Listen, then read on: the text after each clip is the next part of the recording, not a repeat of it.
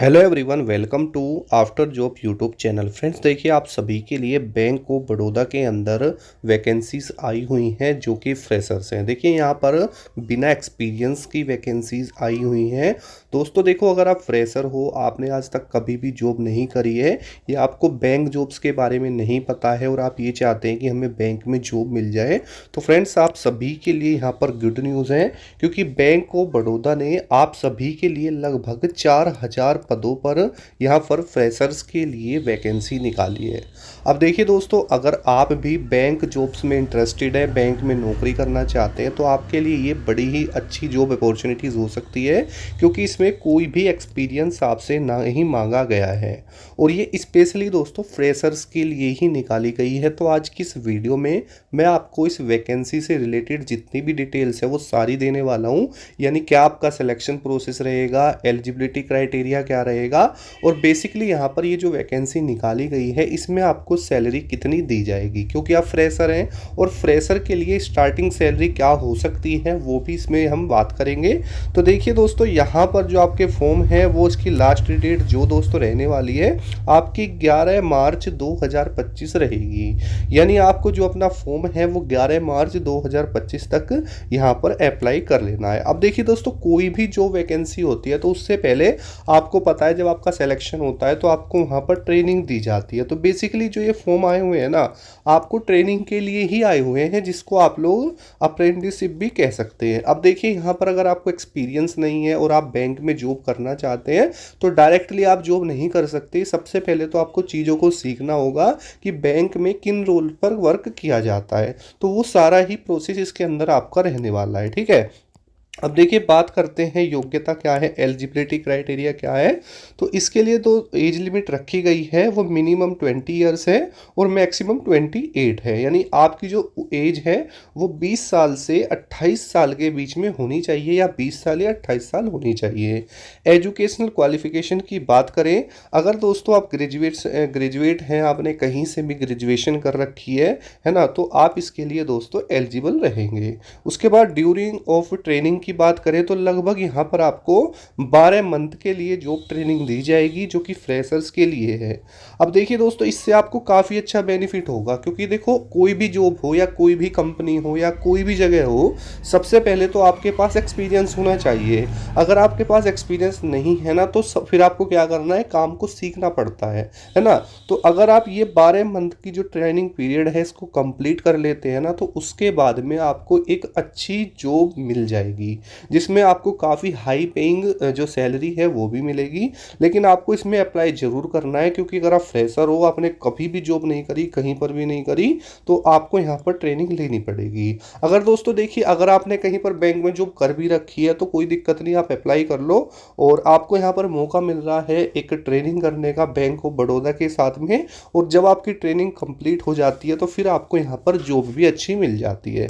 उसके बाद बात करते हैं यहाँ पर आपकी जो सीट है वो कितनी है। तो देखिए ऑल ओवर इंडिया यानी स्टेट वाइज आपकी यहाँ पर वैकेंसी इसके अंदर है, और आपकी एक कैटेगरी वाइज रहेगी, जैसे आपका SC ST OBC EWS और जनरल कैटेगरी। उसके अलावा जो अदर कैटेगरीज हैं वो सब यहाँ पर मिलेंगी। अब देखिए ऑल ओवर इंडिया के अंदर वैकेंसी है, तो आप अपने स्टेट के अकॉर्डिंग अपनी वैकेंसीज को देख सकते हैं कि आपकी कैटेगरी में कितनी वैकेंसी है किस स्टेट के अंदर।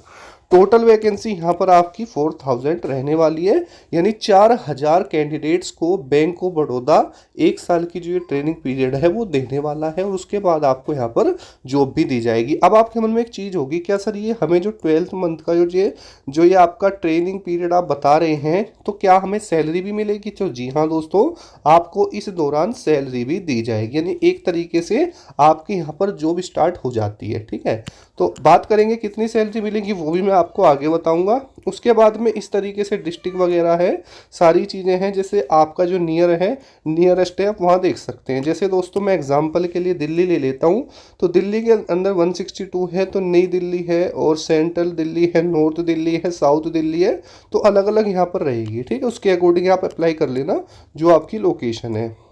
उसके बाद में हम यहाँ पर बात कर लेते हैं कि भाई यहाँ पर आपका सिलेक्शन प्रोसेस क्या होगा उसको लेकर के, या फिर हाउ टू अप्लाई। तो हाउ टू अप्लाई के लिए अभी साइट चल रही है, उसकी लिंक मैं आपको डिस्क्रिप्शन बॉक्स में दे दूंगा, या फिर आप डायरेक्टली भी इसमें अप्लाई कर सकते हैं। उसके बाद में नीचे की तरफ आते हैं सिलेक्शन प्रोसेस में। अब मेन बात ये आती है कि सर इसमें सिलेक्शन कैसे होगा, क्योंकि भाई जो इसमें फॉर्म आएंगे हो सकता है 1 लाख फॉर्म आ जाए, हो सकता है 2 लाख आ जाए, लेकिन वैकेंसी तो यहाँ पर 4000 है। तो कैसे सिलेक्शन होगा, तो इसके लिए यहाँ पर आपको दोस्तों यहाँ पर 3 चीज़ों से गुजरना होगा, यानी इसमें सिलेक्शन के आपके 3 स्टेजेस होंगे। सबसे पहले आपका ऑनलाइन एग्ज़ाम होगा, उसके बाद आपका डॉक्यूमेंट वेरिफिकेशन होगा, उसके बाद आपका test of local language of the state, यानी जहाँ पर आप अप्लाई कर रहे हैं तो उस एरिया की जो लोकल लैंग्वेज है उसका टेस्ट आपका होगा। अब देखिए यहाँ पर जो आपका ऑनलाइन एग्ज़ाम है उसमें क्या क्या पूछा जाता है, तो 25 क्वेश्चन आपके जनरल एंड फाइनेंशियल अवेयरनेस के आएंगे जो कि 25 नंबर के आएंगे। 25 जो क्वेश्चन है आपके मैथ के और आपके रीजनिंग के आते हैं। 25 क्वेश्चन आपके दोस्तों यहाँ पर आएंगे कंप्यूटर नॉलेज के, और 25 आएंगे इंग्लिश के। टोटल जो आपके क्वेश्चन रहेंगे 100 रहेंगे, टोटल मार्क्स भी 100 रहेंगे। 60 मिनट का आपको टाइम दिया जाएगा। हिंदी और इंग्लिश आप दोनों लैंग्वेजेस में ही अपना जो एग्ज़ाम है वो दे सकते हैं, बल्कि जो आपका इंग्लिश सब्जेक्ट है वो यहाँ पर इंग्लिश में ही रहेगा। अब देखिए इसमें लिखा है कि there will be no negative marking, इसमें आपकी कोई भी नेगेटिव मार्किंग नहीं होगी, ठीक है। तो ज़्यादा जो हार्ड आप इसको नहीं लेंगे, नॉर्मल सा होगा। उसके बाद में आपका जो डॉक्यूमेंट वेरिफिकेशन है वो होगा। डॉक्यूमेंट वेरिफिकेशन के अंदर जो भी आप डॉक्यूमेंट्स लगाएंगे वो सारे ही उनका जो वेरिफिकेशन है वो होता है। उसके बाद टेस्ट ऑफ लोकल लैंग्वेज। अब देखिए दोस्तों जो लोकल लैंग्वेज क्या होती है, यानी जहाँ पर आप रहते हैं उस एरिया की जो लोकल लैंग्वेज है यहाँ पर डिटेल्स दी हुई है। जैसे दोस्तों आप, मैं स्पेशली आपको ले लेता हूँ, जैसे मान के चलो आप हो हरियाणा से, तो हरियाणा के अंदर हिंदी और पंजाबी बोली जाती है, ठीक है। उसके अलावा मध्य प्रदेश में हिंदी। तो इस तरीके से लैंग्वेजेस होती है, ये नॉर्मली आप सभी को आती है। उसके अलावा मेडिकल फिटनेस चेक होती है कि आपका जो सिलेक्शन होगा उसमें जो आपका मेडिकल फिटनेस वगैरह है वो आप देख सकते हैं। उसके बाद आपका फाइनल सिलेक्शन यहाँ पर हो जाएगा। और जॉब प्रोफाइल की बात करें तो जॉब के बारे में बताया हुआ है। और सैलरी की बात करें जिसे आप स्टिपेंड भी बोलते हैं। अब देखो क्या होता है भाई, देखो जो आपके मेट्रो अर्बन ब्रांचेस हैं वहाँ पर आपको 15,000 रुपये पर मंथ मिलते हैं, और जो आपके रूरल और सेमी अर्बन ब्रांचेस हैं वहाँ आपको 12,000 रुपये पर मंथ मिलते हैं। अब देखिए ये आपके कब तक रहते हैं, तब तक आपका 12 मंथ का जो ट्रेनिंग पीरियड चलेगा, जो ट्रेनिंग जॉब आपकी रहेगी उसके दौरान। उसके बाद आपकी जो सैलरी है बढ़ जाती है क्योंकि आपको एक्सपीरियंस हो जाता है। और आपको यहाँ पर दोस्तों अप्रेंटिसशिप का सर्टिफिकेट भी दिया जाता है, जो कि आपके लिए बड़ी ही एक अचीवमेंट मानी जाती है, क्योंकि अगर आप फिर बैंक में जॉब करना चाहते हैं तो ये आपके लिए बेस्ट रहती है ना। तो ये है, तो मैं तो ये कहूँगा कि अगर आप बैंक में जॉब करना चाहते हैं तो ये बेस्ट होता है आपके लिए, अगर आप बैंक में एंटर हो जाए, है ना। तो इस तरीके से फ़ीस की बात करें तो देखिए जो फॉर्म अप्लाई करेंगे उसमें आपकी जो PWBD कैंडिडेट्स हैं 400 रुपीज़ है प्लस GST है। उसके अलावा SC ST and female candidates के लिए 600 प्लस GST है, और जनरल EWS और OBC के लिए आपकी 800 रुपये फ़ीस है प्लस GST है, ठीक है। इस तरीके से ये आपका फ़ीस का क्राइटेरिया है जो आप फॉर्म अप्लाई करते हैं ना। तो इस तरीके से है, बाकी काफ़ी अच्छी आपकी जो है रहेगी अगर आप फ्रेशर हैं और आपको बैंक में इंटरेस्ट है, तो इस तरीके से आप अच्छा खासा करियर बना सकते हैं। अब देखिए आपको यहाँ पर क्या करना होगा, कैसे अप्लाई करना है। तो देखिए यहाँ पर ये बैंक ऑफ बड़ौदा की ऑफिशियल वेबसाइट है, मैंने इसके ऊपर क्लिक किया। क्लिक करने के बाद में जैसे मैंने इंग्लिश को चूज़ कर लिया, ठीक है। उसके बाद में आपको क्या करना होगा, कैसे अप्लाई करना होगा, मैं वो आपको बता देता हूँ। यहाँ पर क्लिक करेंगे, क्लिक करने के बाद आपको यहाँ पर जो करियर का ऑप्शन है ना उसके ऊपर जाना है, ठीक है। वो मैं आपको समझाता हूँ, या फिर दोस्तों आप यहाँ से इसके ऊपर क्या करेंगे, क्लिक कर लेंगे, ठीक है। लॉगिन पे कर सकते हैं। उसके अलावा जो यहाँ पर नीचे की तरफ आप जाएंगे तो आपको एक ऑप्शन ढूंढना होगा जो कि आपका रहेगा करियर का, या फिर दोस्तों आप अप्लाई करने के लिए जो गूगल है उस पर जाएंगे और आपको यहाँ पर सर्च करना होगा बैंक ऑफ बड़ौदा, ठीक है।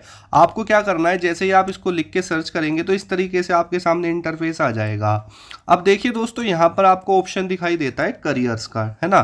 तो क्या करेंगे, इस करियर के ऑप्शन के ऊपर क्लिक करेंगे। जैसे ही आप क्लिक करते हैं तो आपके सामने इस तरीके का इंटरफेस आ जाएगा। आपको क्या करना होगा, इसको नीचे की तरफ स्क्रॉल करना है इस तरीके से। अब देखिए यहाँ पर जो भी करंट अपॉर्चुनिटीज़ होंगी इसका आपको सेक्शन दिखाई देगा, ये वाला, है ना। आपको क्या करना है, इसी के ऊपर यहाँ इस तरीके से नो मोर पर क्लिक करेंगे। क्लिक करने के बाद में जो भी अभी करंट अपॉर्चुनिटीज़ होंगी वो आपके सामने आ जाएगी। जैसे कि मैंने अभी आपको कौन सी बताई थी, यहाँ पर आपको देखिए सबसे ऊपर ही आपको देखने के लिए मिलती है वेरियस डिपार्टमेंट, और इसमें देखिए आपकी 4000 वैकेंसी है। लास्ट डेट आपकी रहेगी 11 मार्च। अब देखिए यहाँ पर लिखा हुआ है अप्लाई नाउ का ये ऑप्शन है, आपको क्या करना है, इसी के ऊपर क्लिक कर देना है। जैसे ही आप क्लिक करेंगे तो इस तरीके से इंटरफेस आपके सामने आ जाएगा। जैसे स्टूडेंट रजिस्टर है, स्टूडेंट लॉगिन, तो सबसे पहले आपको रजिस्टर करना पड़ेगा। अगर आपने पहले से कर रखा है तो लॉगिन कर लेना। उसके बाद हमें क्या करना होगा, यहाँ पर इस तरीके से डिटेल्स में मांगी गई हैं, आधार कार्ड वगैरह, जो भी मोबाइल नंबर, जो भी डॉक्यूमेंट्स चाहिएंगे वो सारी चीज़ें, ठीक है। यहाँ पर अब क्या करेंगे, हम इनरोल स्टूडेंट पर का जो ये ऑप्शन है ना, यहाँ पर ये वाला इस तरीके से डिटेल सारी कर लेंगे जो ये बताया गया है इस तरीके से।